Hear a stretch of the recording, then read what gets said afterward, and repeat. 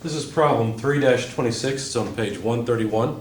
The outer surface of a spacecraft in space has an emissivity of 80% and an absorptivity of 30% for solar radiation.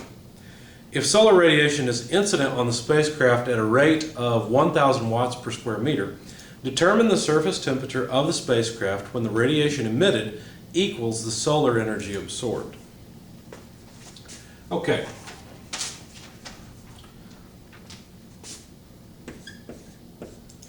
Let's sketch the spacecraft. Put it over here. Not much of a spacecraft, but there it is. There's a wing. We're interested in the surface temperature of the spacecraft. We know some properties of the surface. We know its emissivity is 80% and its absorptivity is 30%. And we know that the sun is shining on, or heat is incident on the spacecraft at a rate of 1,000 watts per square meter.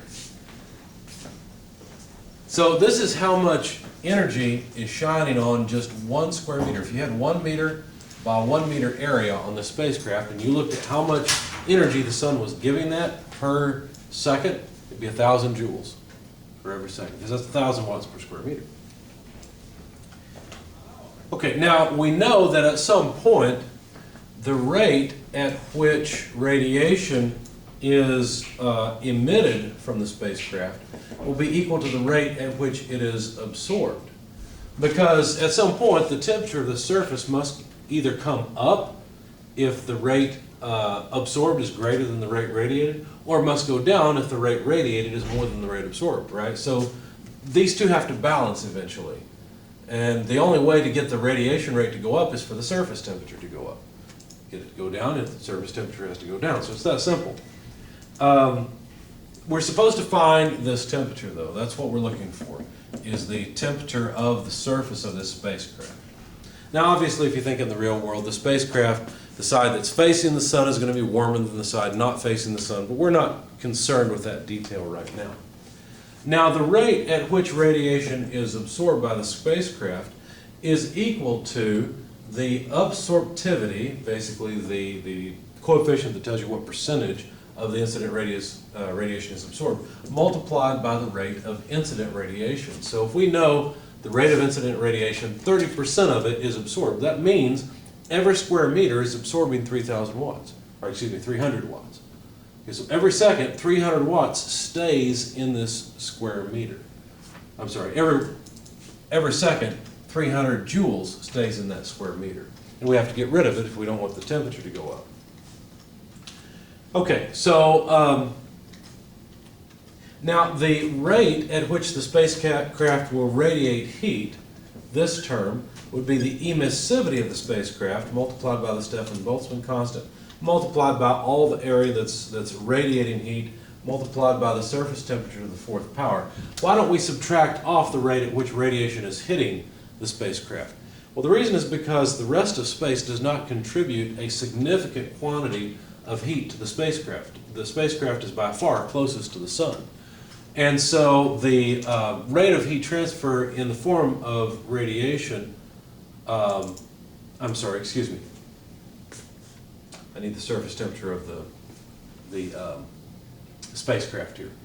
Anyway, so the surroundings are not shining a lot of energy onto the craft except for the sun, and we've already taken that into account.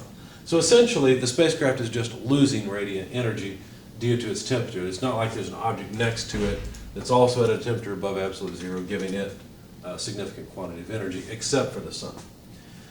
Okay, so anyway, this would be equal to alpha q dot incident, and if you look at it, you can take this area and divide it out, and then we'd have exactly what we were given. Now, what does this mean? Well, really the author was thinking of a side of the spacecraft facing the sun. So we're just looking at 1 square meter that's actually facing the sun. The other side would be a different story and a different temperature, therefore. So anyway, we can continue to rearrange. We've got the temperature to the 4th power on this side with the emissivity and Stefan-Boltzmann constant. So let's move that to the denominator on the other side. And then let's take both sides to the 1/4 power. So this is how we will calculate the surface temperature of the spacecraft. So let's see, 30%. And understand that this piece is what I'm going to plug in. That's the 1,000 watts pardon me, per square meter. So we've got these two terms taken care of. Now we need the emissivity in the denominator, which is 80%, and we need the Stefan-Boltzmann constant, which is 5.67 e to the -8th watts per square meter per Kelvin to the 4th power. Now all of this needs to be taken to the 1/4 power. See what we've got in terms of units. The watts per square meter will go away. We have inverse Kelvin to the 4th power, and so what we'll end up with is just Kelvin as our units. And if you plug all this in your calculator, you'll find that the temperature, I'm out of space, let's put it over here. The temperature comes out to 285.18 Kelvin. So there's the surface temperature of essentially the side that's facing the sun.